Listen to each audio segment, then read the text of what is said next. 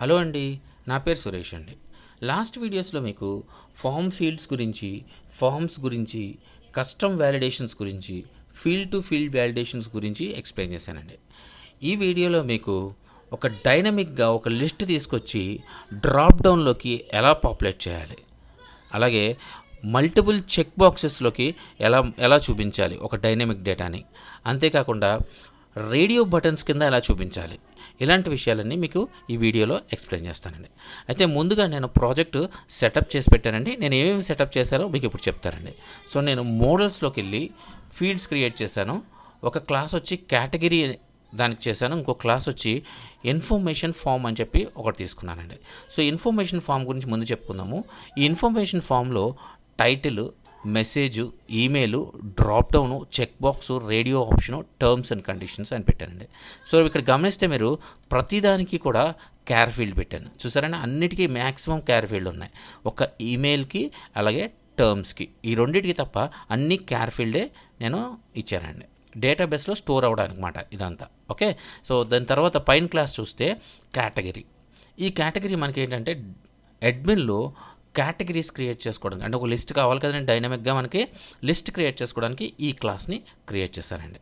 Okay, so ఇప్పుడు ఈ రెండు కూడా నేను అడ్మిన్లో రిజిస్టర్ అయ్యానండి. అలాగే ఇక్కడ ఫామ్స్లో కూడా ఫామ్స్ డాట్ పీవై చూడండి, ఇక్కడ ఇదిగోండి ఫామ్స్ డాట్ పీవైలో మెటా క్లాస్ తీసుకుని అందులో title, message, email, drop down ప్రతిదీ కూడా ఇక్కడ ఇచ్చేసానండి.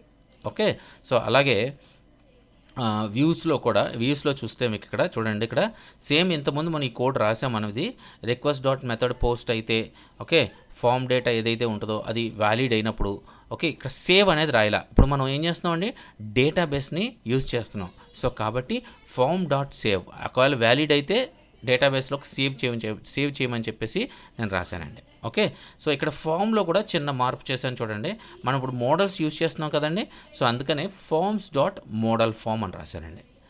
ఇంతకుముందు మనం ఫామ్స్ డాట్ ఫామ్స్ అని యూజ్ చేసాము, బట్ ఇప్పుడు మోడల్ యూజ్ చేస్తున్నాను, డేటాబేస్లోకి డేటాని పోస్ట్ చేస్తున్నా. సో కాబట్టి ఫామ్స్ డాట్ మోడల్స్ ఫామ్ అని తీసుకున్నానండి. ఓకే, సో ఇప్పుడు మీకు ఫ్రంట్ ఎండ్లో చూపిస్తాను, ఒకసారి చూడండి. ఇదిగోండి రన్ చేసాను ఇది. సో రన్ చేసినప్పుడు ఈ టైటిల్ కానీ మెసేజ్ కానీ ఓకే, సో కొంచెం జూమ్ చేస్తాను. ఓకే, టైటిల్ కానీ మెసేజ్ కానీ చూడండి, ఇక్కడ email, drop down, check box, radio option అన్నీ కూడా ఒక ఇన్పుట్ ఫీల్డ్ లాగా కనిపిస్తున్నాయి మీకు, ఎక్సెప్ట్ చెక్ బాక్స్. ఇదొక్కటి తప్ప అన్నీ కూడా ఇన్పుట్ ఫీల్డ్లా కనబడుతున్నాయి. ఇప్పుడు మన టాస్క్ ఏంటంటే డ్రాప్ డౌన్ లాగా చూపించాలి, చెక్ బాక్సుల్ని చెక్ బాక్సుల్లాగా చూపించాలి, రేడియో ఆప్షన్స్ లాగా చూపించాలన్నమాట. అది మన టాస్క్. సో అది ఎలా చూపించాలో మీకు ఇప్పుడు చెప్తారండి. సో దానికంటే ముందు అడ్మిన్లో కూడా చూపిస్తానన్నాను కదా, అడ్మిన్లో ఇదిగోండి కేటగిరీస్ని పోస్ట్ చేశానండి. షార్ప్నర్ అని ఒకటి, పెన్సిల్ అని ఒకటి, okay, stapler, pens, books. Okay, so ఇలాగా ఒక 5 కేటగిరీస్ని పోస్ట్ చేశానండి. అలాగే ఈ కేటగిరీస్ కూడా ఈ షార్ప్నర్ అనేది యాక్టివ్ చేయలే, ఇన్యాక్టివ్లో ఉందన్నమాట. అలాగే మిగతా ఇవన్నీ కూడా యాక్టివ్లో ఉన్నాయి. ఇది కొంచెం చూస్తారా చెక్ బాక్సు. అలాగే నేను ఎన్ని కేటగిరీలకి క్రియేట్ చేశాను చూడండి, ఇక్కడ 1 2 3 4 5, 5లో 4 మాత్రమే యాక్టివ్లో ఉన్నాయండి, ఒకటి ఇన్యాక్టివ్లో ఉంది. సో అది ఎందుకో నేను చూపిస్తాను మీకు, కోడ్లోకి వెళ్ళిన తర్వాత అది ఎందుకు అలా రాశాను అన్న విషయాన్ని కూడా మీకు ఎక్స్ప్లెయిన్ చేస్తానండి. ఓకే, సో ఇక కోడ్లోకి వెళ్తే మనం అడ్మిన్లోకి రిజిస్టర్ అయ్యాను, ఇది మీకు ఆల్రెడీ తెలిసిన విషయమే. ఓకే, వ్యూస్లో చెప్పాను, ఫామ్స్లో చెప్పాను, మోడల్స్, సో అన్నీ చెప్పేసినట్టే మీకు. ఓకే, ఇప్పుడు ఆ ఫీల్డ్స్ యొక్క టైప్స్ని ఎలా మార్చాలో చెప్తానండి. ఓకే, సో ఫామ్స్ డాట్ పీవైలోకి వెళ్ళండి. రైట్, ఫామ్స్ డాట్ పీవైలోకి ఈ ప్రతి ఒక్క ఫీల్డ్, ఇప్పుడు ఈ టైటిల్ ఫీల్డ్ ఉందంటే క్యార్ ఫీల్డ్ ఓకే సెలెక్ట్ అవుతుంది, బట్ మెసేజ్ ఫీల్డ్ అంటే ఒక చిన్న బాక్స్ లాగా టెక్స్ట్ ఏరియా రావాలి, అంతే కదండి.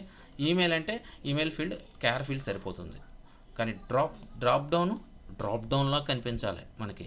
సో అవన్నీ ఇప్పుడు రాస్తానండి. చూడండి, మనం ఇక్కడ ఏం చేయాలంటే అండి, ఒక ఫంక్షన్ని మనం ఇక్కడ రాసుకోవాలండి. ఒక క్లాస్లో ఒక ఫంక్షన్ రాసుకోవాలి.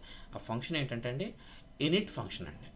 సో ఇనిట్ ఫంక్షన్ ఎందుకు రాసుకోవాలి అని అంటే, మనం యాక్చువల్లీ ఏం జరుగుతుందని అంటే, ఇనిట్ ఫంక్షన్ రాసుకోవడం వల్ల మనం ఏదైతే ఈ క్లాస్ రాసామో, ఈ డేటా ఫామ్ క్లాస్ ఏదైతే రాసామో ఆ క్లాస్ అంతా కూడా ఇనిషియేట్ అయ్యే ముందు, అంటే డేటా ఫామ్ నుంచి వ్యాలిడ్ అయ్యే ముందనమాట. అంటే మనం ఇక్కడ మీకు ఆల్రెడీ చెప్పాను, ఈ ఫామ్లో మనం ఏం రాసినా కూడా ఈ ఫామ్లో రాసిన ప్రతి లైను, ఓకే, ప్రతి లైన్ ఇనిషియేట్ అయితే కానీ మనకి వ్యాలిడ్ అవ్వదు అని చెప్పాను కదండి.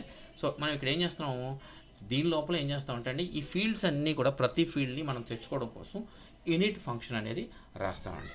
ఈ ఇనిట్ ఫంక్షన్ రాయడం వల్ల ఉపయోగం ఏంటంటే, ఇది ఇనిషియేట్ అయ్యే ముందే మనం ఫీల్డ్స్ని కస్టమైజ్ చేసుకోవచ్చు, అలాగే వాటి యొక్క విడ్జెట్స్ యాడ్ చేయొచ్చు, వాటికి విడ్జెట్స్ యాడ్ చేయొచ్చు, ఓకే అండి. అలాగే డ్రాప్ డౌన్లో డేటా తెచ్చుకున్న తర్వాత డేటా తెచ్చుకోవడానికి కూడా మనకి టైం వస్తుంది అనమాట. టైం అంటే ఈ యూనిట్లో మనకి ఇవన్నీ రాసుకోవడానికి అవకాశం కలుగుతుంది అనమాట. టైం అనకూడదు. సో ఈ యూనిట్లో రాసుకోవడానికి అవకాశం కలుగుతుంది. సో దానివల్ల ఏమవుతుందంటే, ఇక్కడ రాస్తున్నాం కాబట్టి ఈ ఫంక్షన్ కూడా మనకి ఈ ఫామ్ వ్యాలిడ్ చేసినప్పుడు ఈ ఫంక్షన్ కూడా చెక్ చేసుకుంటుంది అనమాట. చెక్ చేసుకుని ఫైనల్గా ఓకే అయితే సేవ్ అవుతుంది అనమాట డేటాబేస్లో. ఓకే, సో ఇప్పుడు అది ఎలా రాయాలో చూపిస్తానండి. జనరల్గా యూనిట్ స్ట్రక్చర్ ఒకటి ఉంటుందండి, ఆ స్ట్రక్చర్ని మనం ఇంప్లిమెంట్ చేసేసుకోవాలి ముందే. అది ఎలా రాయాలో మీకు ఇక్కడ చూపించేస్తాను. సో డెఫ్ underscore init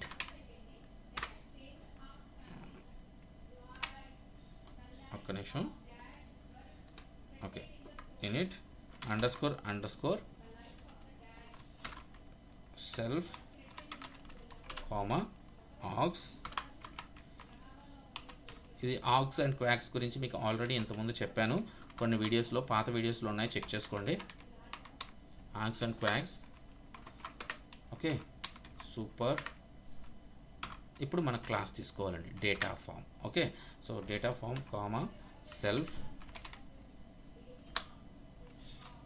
dot underscore init underscore బ్రాకెట్లో యాక్స్ క్వాక్స్. ఈ రెండు కాపీ చేసేద్దాం ఇక్కడే.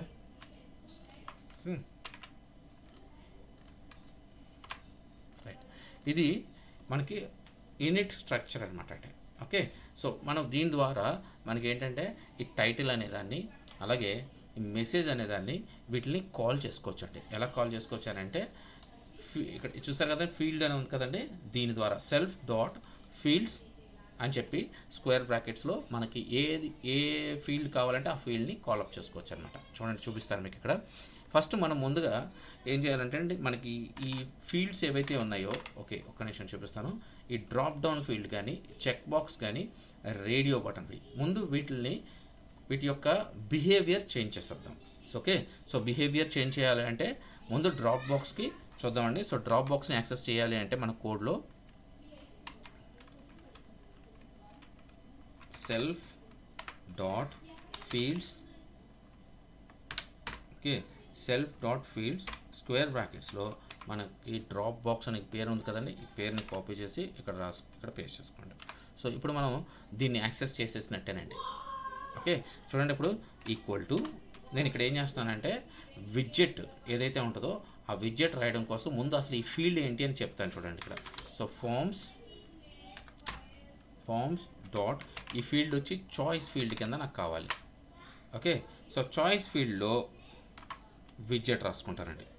ఇదిగోండి విడ్జెట్ ఎంటర్ చేశానండి, ఎందుకంటే ఏం చేయలేదు నేను.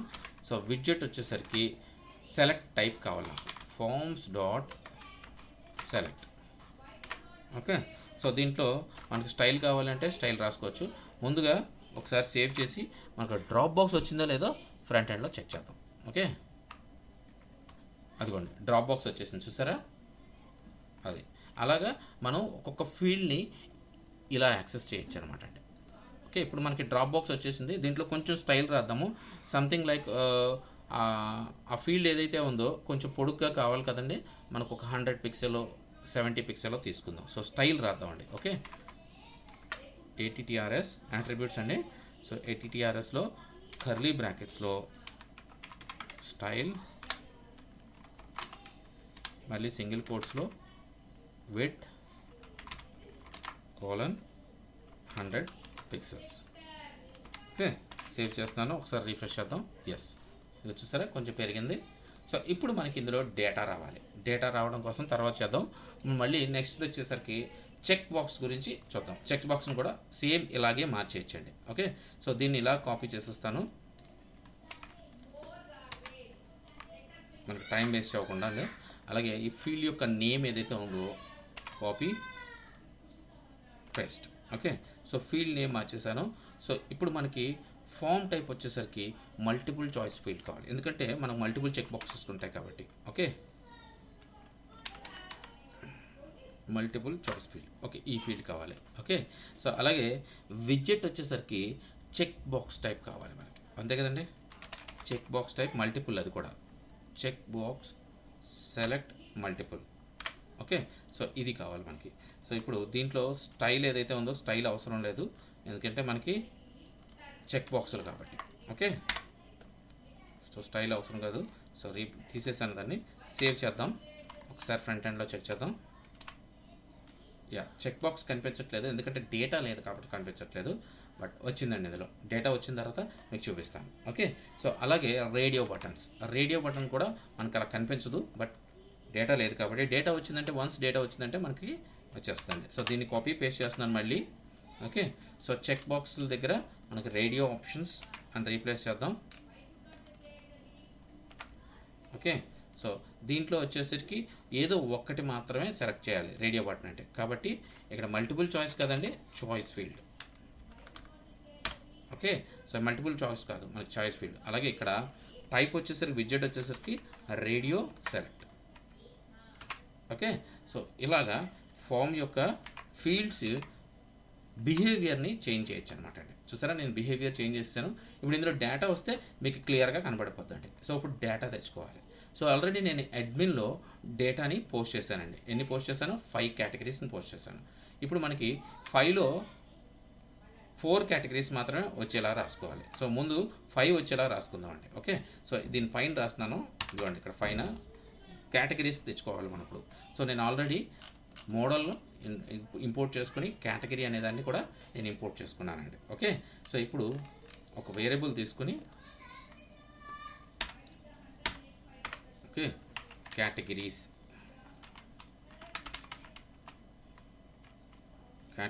Equal to category dot objects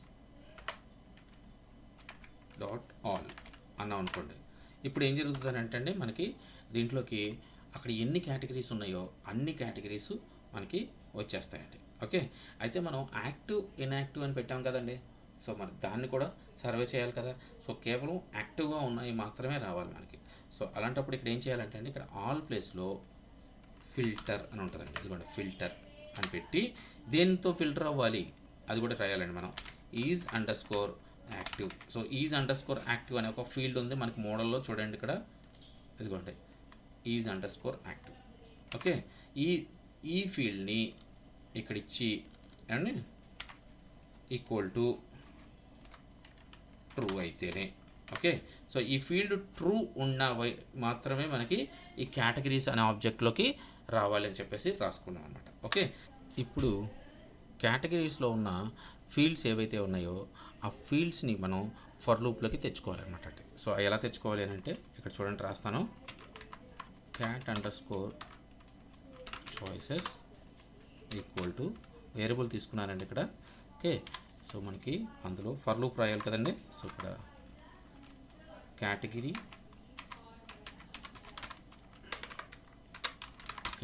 dot ID, for loop రాయలేదండి, రాస్తున్నాను, సింగిల్ లైన్లో రాసేస్తున్నాను. Category dot name. Okay, so for loop వచ్చేసరికి for category in categories, right. So ఇప్పుడు ఫర్ లూప్ రాస్తాం. ఇప్పుడు ఏంటంటే ఫర్ లూప్లోకి మనకి ఈ క్యాట్ అండర్ స్కోర్ చాయిస్లోకి సో ఐడి అలాగే నేమ్ కూడా గెట్ అవుతుందండి. ఓకే, సో ఇప్పుడు మనకి 2 వచ్చేసినాయి. ఇప్పుడు ఈ డేటాని మనం డ్రాప్ డౌన్లోకి పాపులేట్ చేయాలన్నమాట.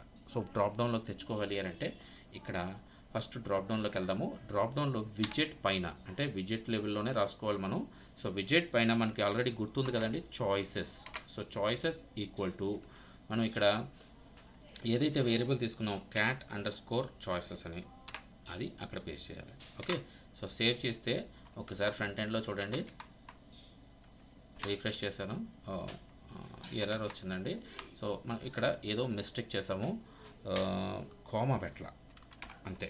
ఓకే, సో ఇప్పుడు ఒకసారి చెక్ చేద్దాం. ఎస్ చూసారా వచ్చేసింది. ఇదిగోండి బుక్స్, పెన్స్, స్టాప్లరు, పెన్సిల్స్. సో ఎన్ని వచ్చినాయండి? 4 మాత్రమే వచ్చినాయి, 5 రాలేదు మనకి క్రియేట్ చేసినవి 5 బట్ 4 వచ్చినాయి.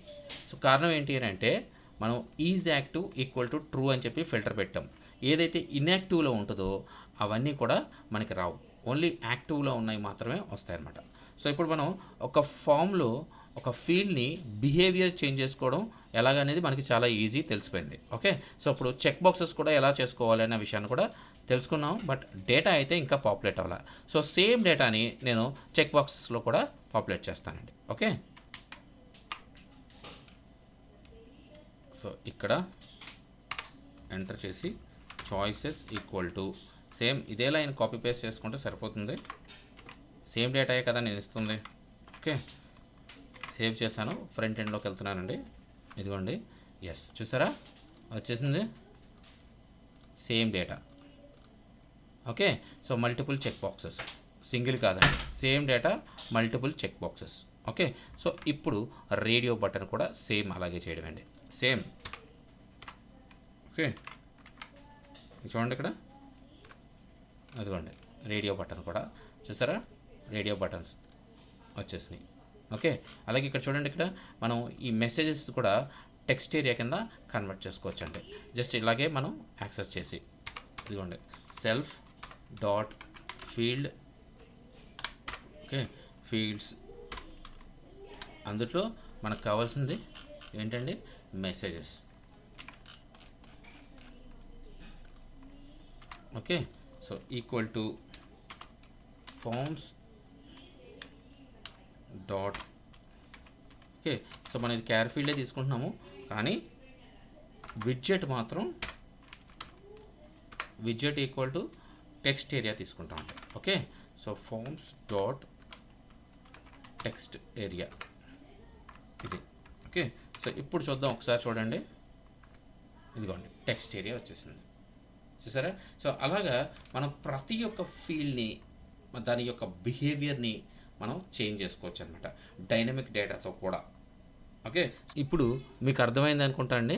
సో ఒక డేటాని, డైనమిక్ డేటాని తెచ్చుకొని ఆ ఫామ్లో ఎలా గెట్ చేసుకోవాలి, అలాగే ఫామ్ యొక్క బిహేవియర్ని కూడా ఎలా చేంజెస్ చేసుకోవాలి, మోడల్స్ని యూజ్ చేసి ఆ డేటాని ఎలా తెచ్చుకోవాలి అనే విషయాలు మీకు అర్థమైందని నేను అనుకుంటున్నానండి.